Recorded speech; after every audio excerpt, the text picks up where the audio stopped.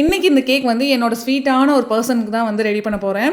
அந்த கேக் வேறு யாருக்கும் இல்லைங்க, என் ஹஸ்பண்டோட தம்பி. அதாவது என்னோட கொழுந்தனாருக்கு தான் இந்த கேக் வந்து ரெடி பண்ண போகிறேன். அவர் வந்து ஒரு கபடி பிளேயர். ஸோ அவருக்கு தகுந்த மாதிரி, அவருக்கு பிடிச்ச மாதிரி நம்ம கேக் ரெடி பண்ணணும்னு சொல்லிட்டு கபடி தீமில் தான் அந்த கேக் வந்து ரெடி பண்ணிகிட்டு இருக்கேன். அவருக்கு வந்து நாளைக்கு பர்த்டே, சரி சர்ப்ரைஸாக நம்ம வந்து கொடுக்கணுமே அப்படின்னு சொல்லிட்டு அவருக்கு பிடிச்ச மாதிரி செய்யலாம்னு சொல்லிட்டு கபடி தீமில் வந்து ரெடி பண்ணிட்டு இருக்கேன். இதுக்கு ஸ்பாஞ்ச் பார்த்தீங்கன்னா சாக்லேட் ஃப்ளேவரில் வந்து ரெடி பண்ணியிருக்கேன். ஆக்சுவலி இது வந்து சாக்லேட் கேக் கிடையாது, ஆனால் ஸ்பாஞ்ச் வந்து சாக்லேட் ஸ்பாஞ்ச் வந்து ரெடி பண்ணியிருக்கேன்.